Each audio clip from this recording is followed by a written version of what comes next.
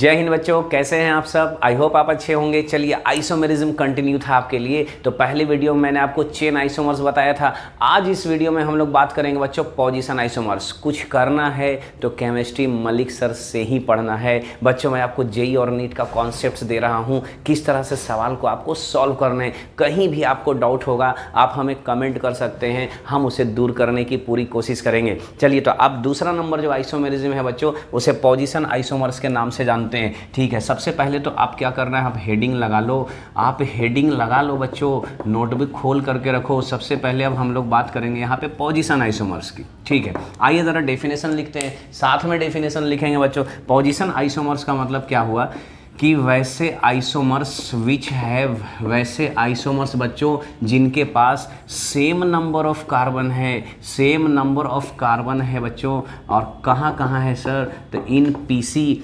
और कहाँ हो सकता है, तो साइड चेन। दोनों में नंबर ऑफ कार्बन कैसे रहेंगे, सेम। लेकिन भैया बट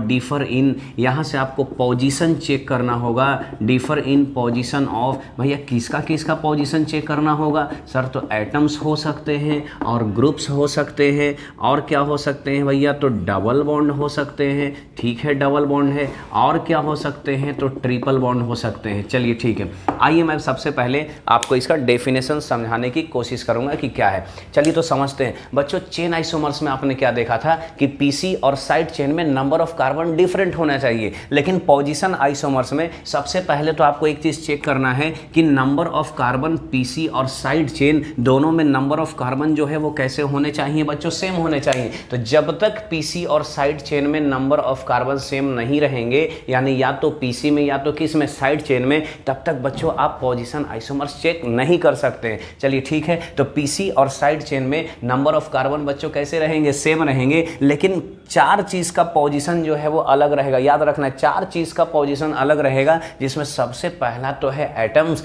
दूसरा में है बच्चों ग्रुप्स, और तीसरा में है डबल बॉन्ड, और चौथा में क्या है, ट्रिपल बॉन्ड। तो आई होप आप समझ रहे हैं कि पोजीशन आइसोमर्स होने के लिए सबसे पहले तो नंबर ऑफ कार्बन कैसा होना चाहिए, सेम। कहां कहां बच्चों, तो पीसी और कहां पे, साइड चेन में। लेकिन चार चीज का पोजीशन कैसा होना चाहिए, डिफरेंट। किसका, एटम्स का, ग्रुप का, डबल बॉन्ड और किसका, ट्रिपल बॉन्ड का। ठीक है, आई होप आपने डेफिनेशन लिख लिया है।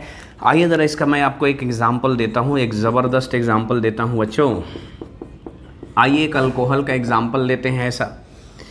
ठीक है, इस तरीके से आप थोड़ा समझने की कोशिश कीजिएगा जो मैं एग्जांपल लिख रहा हूं बच्चों।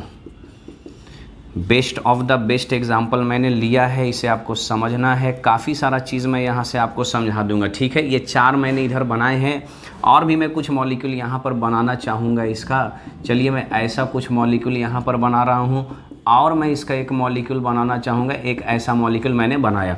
आइए इसको नंबरिंग थोड़ा कर देते हैं। ये 1 है, यहाँ 2 कर लेते हैं, 3 कर लेते हैं बच्चों, ये 4 है, ये बच्चों ये 5 है, और बच्चों ये क्या है, 6 है। चलिए ठीक है, आइए आराम से आपको दिखाते हैं कि क्या है। चलिए आप 1 को देखिए बच्चों। 1 के पीसी में कितना कार्बन है, 4 कार्बन। दूसरे के पीसी में देखिए कितना कार्बन है, 4 कार्बन। बच्चों दोनों के पीसी में नंबर ऑफ कार्बन कैसे हैं, सेम है। लेकिन ये देखिए फंक्शनल ग्रुप OH है, इसका पोजीशन देखिए यहाँ पर 1 नंबर पे है, और इस फंक्शनल ग्रुप OH का पोजीशन इधर से कितना पे है, 2 नंबर पे, क्योंकि नंबरिंग तो यहीं से ना होगा बच्चों। तो 1 और 2 जो आपको दिखा, ये 1 और 2 कैसे आइसोमर्स हैं बच्चों, पोजीशन आइसोमर्स। तो आइए यहाँ से कोई आपसे पूछा कि सर 1 और 2 क्या है, तो आपने जवाब दिया कि 1 और 2 जो है ये पोजीशन आइसोमर्स है। कैसा आइसोमर्स है बच्चों, पोजीशन आइसोमर्स। चलिए लिखा गया। अब आपसे मैं पूछूंगा कि 1 और 3 को ज़रा ध्यान से देखो। तो 1 को देखो, यहाँ से जो फंक्शनल ग्रुप है इसका पोजीशन कितना पे आ रहा है, 1 पे आ रहा है, और इधर से नंबरिंग तो यहीं से होगा बच्चों। तो यहाँ से OH का पोजीशन कितना पे आ रहा है, 1 पर आ रहा है। तो बच्चों दोनों तो सेम मॉलिक्यूल हो गए, दोनों तो आइडेंटिकल हो गए, दोनों में तो कोई फर्क नहीं है, पोजीशन दोनों का कैसा है, सेम। आप इधर से नंबरिंग नहीं कर सकते हैं, आपको प्रायोरिटी OH को देना ही होगा। अल्कोहल का नेमिंग आपने पढ़ा है, तो आपको लेफ्ट से नंबरिंग करना है। तो OH का पोजीशन कितना मिलेगा, 1, और यहाँ से OH का पोजीशन कितना है, 1। तो अगर आइडेंटिकल है यानी एक जैसा, तो इसे बोलते हैं होमोमर्स। होमोमर्स। क्या बोला जाता है बच्चों? होमोमर्स। तो यहाँ से आपसे कोई पूछा कि बच्चा बताओ ज़रा 1 और 3 क्या है, तो बच्चों 1 और 3 जो है ये है होमोमर्स। क्या है बच्चों? ये होमोमर्स। चलिए ठीक है, अच्छा है।